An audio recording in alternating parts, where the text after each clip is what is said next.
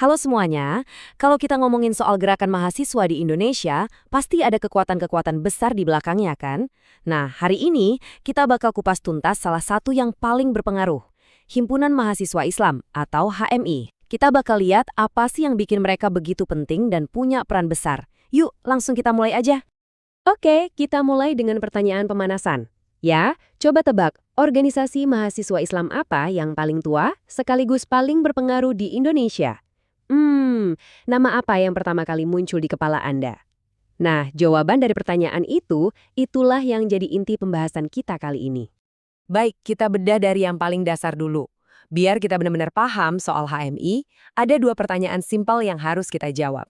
Sebenarnya, HMI itu apa sih? Terus, kapan organisasi ini lahir? Oke, ini dia definisi resminya.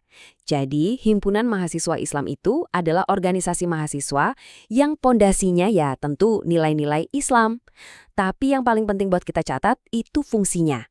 HMI ini jadi semacam rumah buat tiga hal. Pertama, buat ngembangin diri. Kedua, buat belajar berorganisasi. Dan ketiga, buat ngasih kontribusi nyata ke masyarakat. Jadi jelas ya, ini bukan sekedar kumpul-kumpul biasa. 1947. Angka ini krusial banget. Kenapa? Karena ini nunjukin seberapa panjang sejarah dan warisan HMI.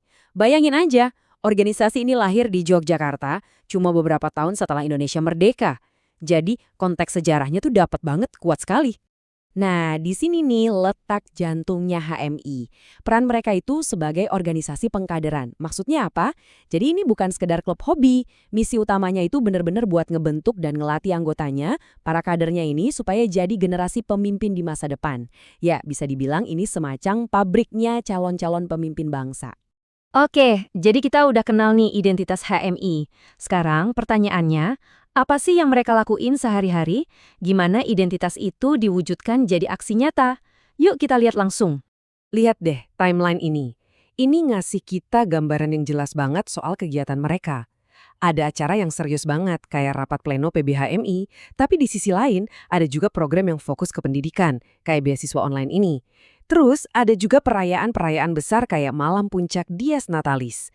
Ini nunjukin kalau aktivitas mereka itu macam-macam banget, dari yang sifatnya strategis dan internal sampai acara yang buat publik. Dan kegiatan HMI itu nggak cuma soal acara internal loh, mereka juga aktif banget merespon isu-isu terkini. Contohnya kayak berita ini, mereka nggak ragu buat menyuarakan sikap soal isu internasional dan bahkan menuntut pemerintah buat ambil sikap tegas. Nah, ini bukti nyata kalau HMI itu pemain penting dalam wacana publik, bukan cuma di level nasional tapi juga global. Sekarang kita coba gali lebih dalam lagi ya. Apa sih ide-ide inti yang jadi mesin penggerak organisasi ini? Biar lebih kebayang, kita bakal lihat kutipan dari dua tokoh mereka yang paling penting. Ini nih visi dari sang pendiri, Lafran Pane. Coba perhatiin, ada dua kata kunci di sini yang jadi satu paket, intelektual dan berakhlak mulia. Jadi ini fondasinya HMI. Tujuannya itu buat nyetak individu yang nggak cuma pinter otaknya, tapi juga bagus karakternya. Keduanya harus jalan bareng. Oke, sekarang kita lihat dari perspektif lain, dari seorang cendekiawan besar yang juga dari keluarga HMI, Nurcholish Madjid atau Cak Nur. Kutipan ini keren banget karena menekankan pentingnya berpikir kritis dan rasional bahkan dalam mendekati agama. Jadi pesannya jelas, iman dan akal itu harus sejalan bukan malah jadi musuh. Oke, kita udah lihat apa itu HMI, apa aja kegiatannya, dan apa filosofi di baliknya. Nah, di bagian terakhir ini, kita bakal sambungin semua benang merah itu ke tujuan akhirnya.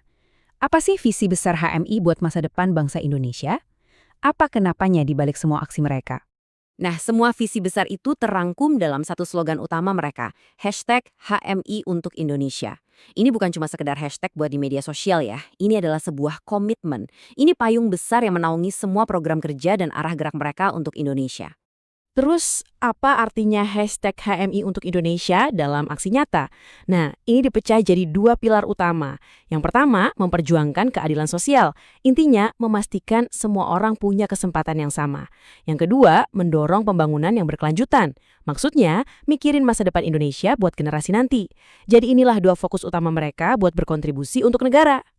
Dan sebagai penutup, saya mau lempar satu pertanyaan buat kita renungkan sama-sama. Setelah kita lihat semua ini, dari sejarah sampai visi ke depan, Menurut Anda, gimana sih caranya organisasi mahasiswa seperti HMI ini bisa ikut membentuk atau bahkan udah membentuk masa depan bangsa kita? Ini pertanyaan besar kan? Jawabannya tentu lebih dalam dari sekedar yang kita bahas barusan. Terima kasih udah menyimak.